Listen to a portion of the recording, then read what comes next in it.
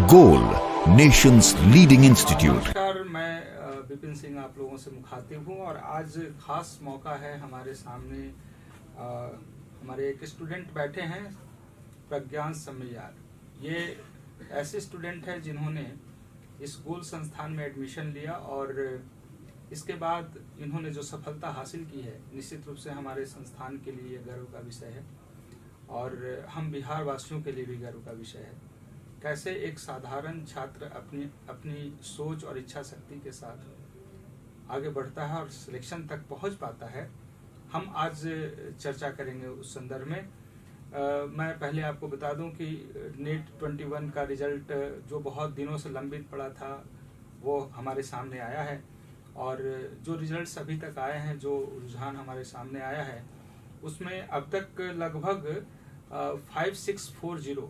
5640 बच्चे ऐसे हैं जिन्हें क्वालिफाई किया गया हमारे संस्थान से, जो बच्चे इनरोल्ड थे और जिन्हें गवर्नमेंट मेडिकल कॉलेज मिलने जा रहा है। वो अब तक का जो आंकड़ा है उसमें हमें 550 प्लस स्टूडेंट्स को एमबीबीएस मिलने की संभावना है। चैलेंजर और फाइटर एक ग्रुप हमारे यहाँ जो डिजाइन किए जाते हैं, उसमें चैलेंजर से 100% छात्रों का सिलेक्शन हुआ है। गोल एजुकेशन विलेज में जो क्वालिफाई किए हैं वो तो 100% है, लेकिन जिन्हें गवर्नमेंट मेडिकल कॉलेज मिलने जा रहा है, मोर देन 75% स्टूडेंट्स को गवर्नमेंट मेडिकल कॉलेज मिलेगा। तो मैं सभी सफल छात्रों को आज बधाई देना चाहता हूं अपने पूरे संस्थान की ओर से, और खासकर संस्थान के जुड़े सभी शिक्षक और सभी जो सहयोगी हमारी टीम थी, जो बहुत डेडिकेटेड, बहुत डिवोशन उनके अंदर था। पैंडेमिक के एडवर्स कंडीशन में भी उन्होंने जिस तरीके से काम किया, निश्चित रूप से उत्साहवर्धक हम सब लोगों के लिए है और शायद तभी इतने अच्छे परिणाम आए हैं इस एडवर्स कंडीशन में भी। लास्ट ईयर भी 2020 में भी बहुत सारे छात्रों ने बहुत अच्छा प्रदर्शन किया, मेडिकल कॉलेज तक पहुंचे और इस बार पुनः 2021 में भी इन्होंने साबित किया कि इच्छा शक्ति, दृढ़ संकल्प, लगन से अगर आप आगे बढ़ते हैं और एक ही लक्ष्य यदि आपने निर्धारित किया है, बिना समय गवाए अपने आप को अपने लक्ष्य के प्रति साधते हैं, तो आपके रिजल्ट्स, आपके परिणाम इसी तरीके से आएंगे। तो आज हम आपसे मुखातिब होते हैं। हमारे सामने जो खास छात्र हमारे पास बैठे हैं, प्रज्ञांश, इन्होंने कैसे पढ़ाई की है इस पे हम बात करेंगे। तो सबसे पहले प्रज्ञांश, आपको बधाई, आपके अभिभावक को बधाई। आपका सिलेक्शन हुआ और आपके साथ गोल में ही पढ़ रही आपकी सिस्टर है, उन्होंने भी मेहनत किया था, उनके भी अच्छे रैंक मार्क्स आए हैं। तो सबसे पहले आपको ढेर सारी शुभकामना और दीपावली की शुभकामनाएं। आप मुझे बताएं, आप इस बार जो मेडिकल एंट्रेंस एग्जामिनेशन जो नीट ने कंडक्ट किया, उसमें आपके रैंक और आप अपने मार्क्स बताएं। सर मेरे मार्क्स 695 आए और 252 ऑल इंडिया रैंक और कैटेगरी रैंक ऑल इंडिया में 15 रैंक आया सर।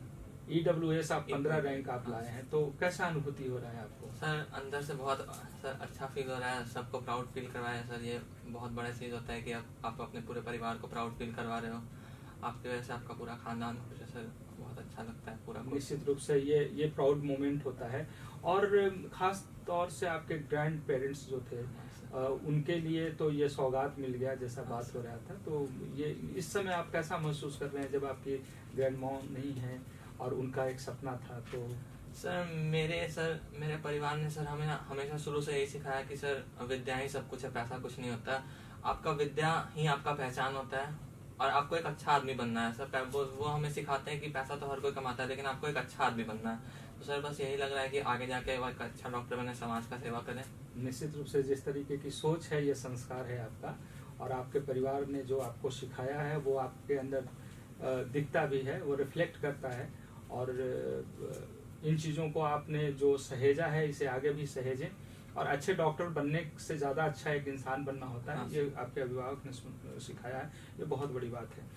आप पहले ये बताएं कि जो सिलेक्शन हुआ है आपका, आप अपना क्रेडिट कैसे किसे देना चाहेंगे? सर सबसे पहला क्रेडिट तो सर मेरे माता पिता को देंगे सर। मतलब कि अभी 11-12 से मुझे पता चला कि मुझे ऐसा करना है, पर बचपन से ही मुझे ग्रूम किया जा रहा था कि आपको कुछ अच्छा करना है जीवन में। मतलब कि हमारे स्कूल टाइम से मैं नाज़त अकेडमी गया से पढ़ा हूँ सर। स्कूल टाइम से ही हमें पेरेंट्स ग्रूम करते हैं कि तुम्हें पढ़ाई में बस तुम्हारा दिमाग लगना चाहिए, बाकी सारा कोई भी दिक्कत आता है हमारे साथ, कोई परेशानी, वो सर हम नहीं देखते हैं, हमारे पेरेंट्स देखते हैं।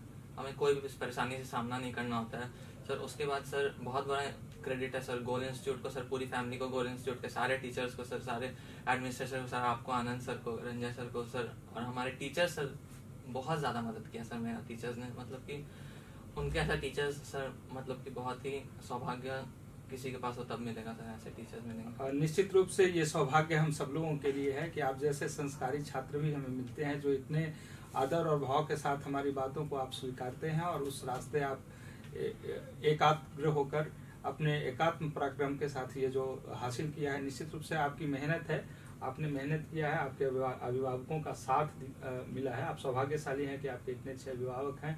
पेरेंट्स तो बहुतों के अच्छे होते हैं, लेकिन सबका सिलेक्शन इस लेवल पे नहीं आता है, तो बहुत बड़ा क्रेडिट आपको जाता है कि आपने अपने पेरेंट्स के सम्मान को बढ़ाया है, हम सब लोगों को गौरवान्वित किया है। तो और हम उम्मीद भी करेंगे इसी तरीके से आप जीवन में ऊंचाइयों को प्राप्त करें, शिखर पे स्थापित हो और आपको देखकर हम लोग प्रसन्न होते रहें, और ये इंस्पिरेशन है दूसरे छात्रों के लिए। लेकिन इससे पहले मैं ये बताऊं कि पूछूं आपसे कि गोल संस्थान के बारे में आप कब कैसे किस तरीके से जाने?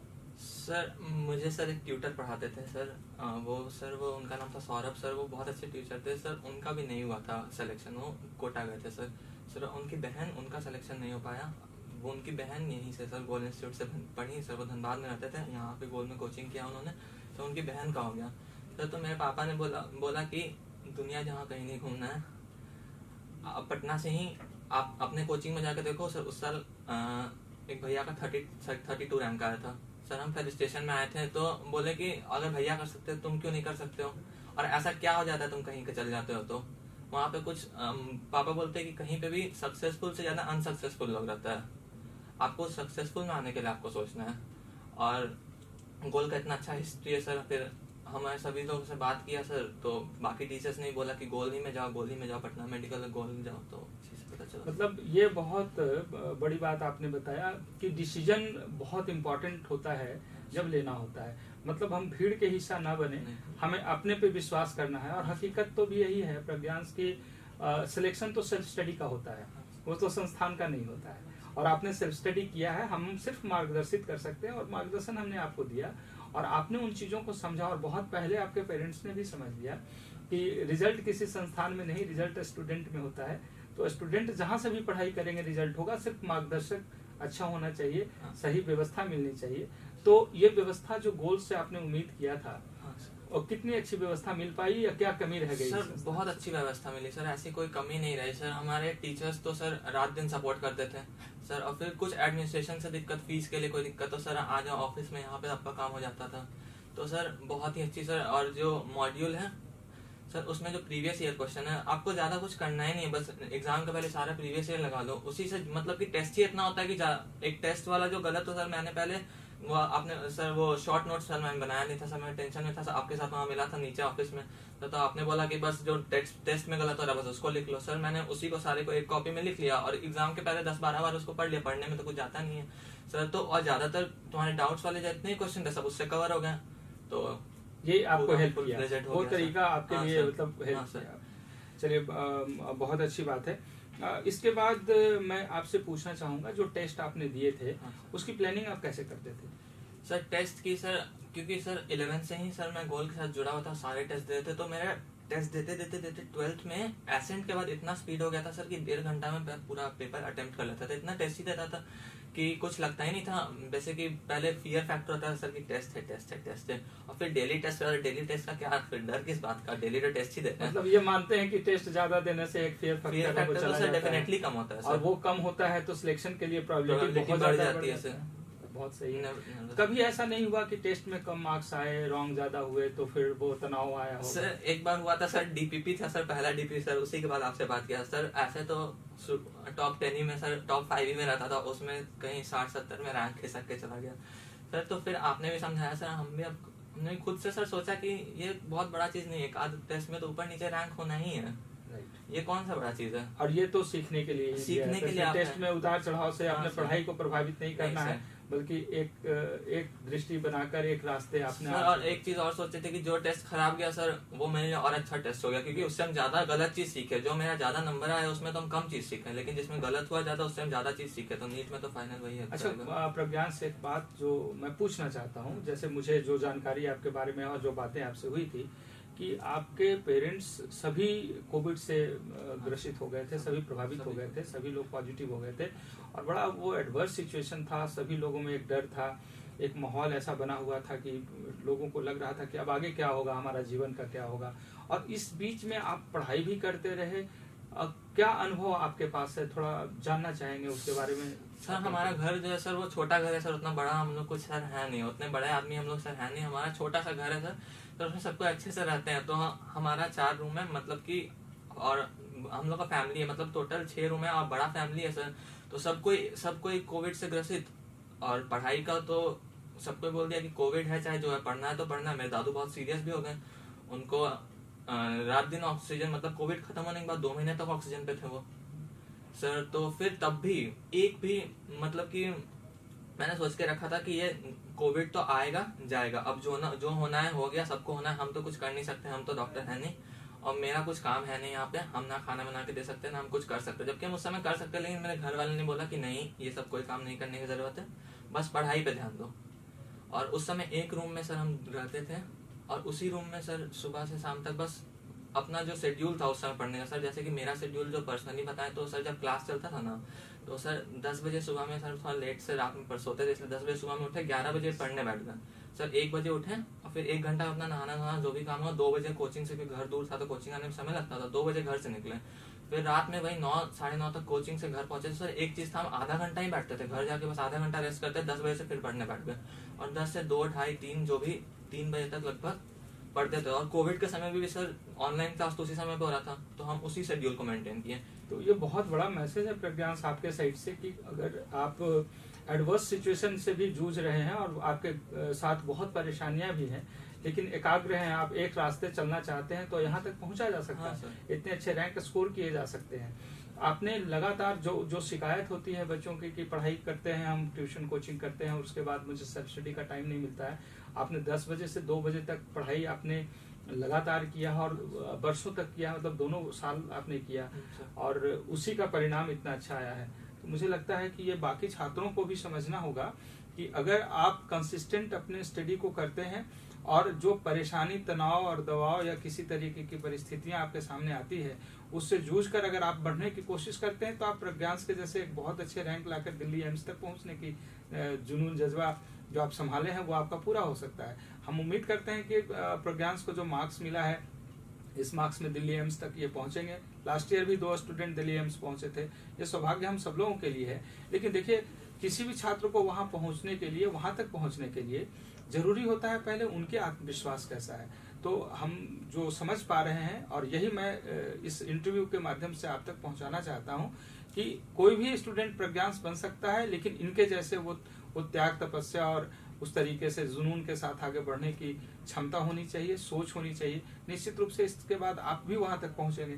अब बहुत छात्रों का शिकायत होता है, हमारे साथ ये प्रॉब्लम आया, वो प्रॉब्लम आया। आप समझ सकते हैं इनकी पूरी फैमिली कोविड से ग्रसित थे, उसके बाद भी इन्होंने अपने आप को समझाया और इनके फैमिली ने बहुत सपोर्ट किया, साथ दिया। सभी के फैमिली सपोर्ट करते हैं, ये देखा गया है। तो ऐसे खराब कंडीशन, एडवर्स कंडीशन, विपरीत परिस्थिति में भी अगर आप अपने जज्बे, जुनून के साथ काम करें तो आप अपने लक्ष्य तक पहुंच सकते हैं, आपके सपने साकार हो सकते हैं। और ये बात मत भूलें कि आप सिर्फ आप नहीं हैं, आप समाज के एक धरोहर हैं, आप राष्ट्र के धरोहर हैं।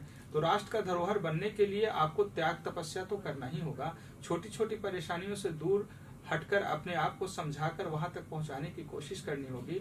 और वहां तक पहुंचने का जो रहस्य मैं सीख पा रहा हूं आपसे, ईमानदारी से अपने लक्ष्य की तरफ बढ़ते जाएं, अपने दायित्व का निर्वहन करते जाएं, तो आराम से आप वहां पहुंच सकते हैं।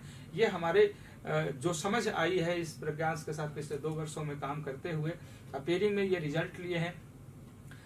695 मार्क्स स्कोर करना ये अपने आप में बहुत बड़ी बात है। हालांकि इस मार्क्स में और भी अच्छे रैंक उम्मीद किए जा रहे थे, बट जो भी व्यवस्था में कमी या जो भी कहीं से एक चूक रही हो, हम लोग तलाशेंगे उस चूक को। लेकिन चलने से पहले एक बात जरूर पूछना चाहेंगे कि जो बच्चे अभी आपको देख रहे हैं या सुन रहे हैं, या फिर आपको मानते हैं कि एक अपीयरिंग में रिजल्ट्स जो कोई लोग समझता है कि नहीं होता है, आप आदर्श हो सकते हैं बहुतों के लिए, आप क्या टिप्स देना चाहेंगे उन लोगों को? सर टिप्स सर यही है कि 2 चीज का ध्यान रखना है सर। खुद के साथ ईमानदार रहना है, खुद से कभी झूठ नहीं बोलना है कि हम बहुत लोग सर ऐसा करते हैं ना कि सर हम फोन देखते हैं और पढ़ने का समय तो हम पढ़ नहीं उस टाइम। तो खुद से ईमानदार होना, आपको खुद में पता है और कोई दूसरा नहीं जानता है कि आप क्या कर रहे हैं, लेकिन आपको खुद को पता है कि आप कितने पानी में हैं। आपको खुद से ईमानदार होना, हमेशा कंसिस्टेंट रहना। जो 6 घंटे का सेल्फ स्टडी है वो आपको करना ही है। आपके घर में कौन आ गया कौन आया उससे कोई फर्क नहीं पड़ता, बहुत लोग आएंगे जाएंगे, लेकिन ये नीट का एग्जाम एक ही बार आता है। एक और क्वेश्चन जो बहुत बर्निंग बन गया हमारे सामने पिछले 2 वर्षों में, क्योंकि गोल का एक सोच था कि सोशल मीडिया से बच्चों को दूर रखें, क्योंकि जो उम्र से गुजर रहे हैं उसमें डिस्ट्रैक्शन के चांसेस बहुत ज्यादा होते हैं। तो हमारे यहाँ बहुत स्ट्रिक्ट पॉलिसी है गोल एजुकेशन विलेज में भी और यहाँ भी कि हम उन्हें मोबाइल से दूर रखते हैं और डिस्ट्रैक्शन से दूर रखने की कोशिश करते हैं। इस पैंडेमिक में तो वही रास्ता बच गया था और वही व्यवस्था भी थी हमारे पास जिसके माध्यम से हम पढ़ सकते थे। सॉल्यूशन और डाउट्स वगैरह सारी पढ़ाई सब उसी से हो रहा था। तो आपने कैसे इस दोनों में तारतम्यता बनाया कि मोबाइल का मिसयूज और यूज कितना आपने किस तरीके से? सर हम बहुत ही सर लूज माइंड, मतलब कि बहुत ही आराम से पढ़ते हैं सर। बाकी 2 साल में सर सोशल मीडिया का ऐसा नहीं है कि बिल्कुल उपयोग नहीं किया है सर, लेकिन वो लिमिट में किया। किसी से फालतू चैट ये सब कुछ नहीं सर, कि हम किसी से फालतू में 2 घंटा बात कर रहे हैं, ये सब हमको कोई मतलब ही नहीं लगता था सर। सोशल मीडिया तो अभी भी यूज करते हैं सर, बहुत पहले ही से यूज करते हैं सर, लेकिन हमेशा खुद के अंदर डिसिप्लिन है कि ये पढ़ाई के समय में ये चीज बीच में नहीं आना चाहिए। बहुत सही है। बाकी समय में कुछ भी कर, लेकिन पढ़ाई के समय में ये चीज नहीं आना चाहिए। और डिस्ट्रैक्शन का जो पार्ट होता है सोशल मीडिया का, उससे बचने के लिए अपने आप को समझाना और अपने आप को डिसिप्लिन में रखना, खुद से ईमानदारी, बस ईमानदार रहना और झूठ अपने से नहीं बोलना, किसी को दिखाना नहीं कि मैं पढ़ाई कर रहा हूँ और कुछ और कर रहे हैं। तो सोशल मीडिया ऐसे डिस्ट्रैक्शन का बहुत बड़ा कारण बन जाता है आम बच्चों के लिए। आपके जैसे सभी डेडिकेटेड बच्चे अगर ऐसे सोच लें तो निश्चित रूप से आप जैसे रैंक भी लाएंगे। तो ये बड़ा स्पष्ट था इनका कहना कि सोशल मीडिया का आज बदले हुए परिवेश में हम इस्तेमाल तो करेंगे, लेकिन उसका यूज करेंगे, मिसयूज ना करेंगे। और इसके लिए खुद से ईमानदार अपने लिए होना है, क्योंकि भविष्य आपका अपना बनाना है, आपको तय करना है। और जब आप अपना भविष्य बनाते हैं तो आपके लिए तालियां बजती है। तो आप अपने लिए तालियां बजाने के लिए या फिर आपको उस लेवल पे स्थापित किया जाए या आपको वो सम्मान मिले, इसके लिए आप डिजर्व करते हैं, लेकिन उससे बचना है, उस पार्ट से बचना है जो आपको डिस्ट्रैक्ट करता है। तो हमारे सामने प्रज्ञांश थे और इन्होंने जो सफलता हासिल की है, इन्हें बहुत सारी शुभकामना प्रेषित करते हैं। इनके अभिभावकों को शुभकामना और बधाई। आज के दिनों में दीपावली के पूर्व संध्या है, सभी लोग आज मौज मस्ती के मूड में हैं और निश्चित रूप से यह सौभाग्य है कि इन्हें दीपावली से पहले ये सौगात मिला है, इनके उपहार, इनके ये जो गिफ्ट है वो दीपावली का मिला। और सबसे बड़ी बात कि एक साथ आपने एक बहुत बड़ा गिफ्ट अपने अभिभावक को दिया है, अपने पेरेंट्स को, अपने टीचर्स को, अपने संस्थान को। तो बहुत सारी शुभकामना प्रज्ञांश। इसी तरीके से आप अपने डिसिप्लिन को मेंटेन करते हुए उच्चतम शिखर तक स्थापित हों, एक अच्छे डॉक्टर बने। और समाज को एक अच्छे डॉक्टर की बहुत जरूरत है। अच्छे डॉक्टर अच्छे इंसानियत के साथ बननी होती है। और जो रहस्य संस्कार आपके घर वालों ने आपको सिखाया है, तो मुझे लगता है कि आप एक अच्छे डॉक्टर बनेंगे। हमारा आशीर्वाद, हमारा प्यार, हमारा शुभकामना आपके साथ है। आप आगे बढ़ें। बहुत सारी बधाई। Wish you all the best. Thank you so much.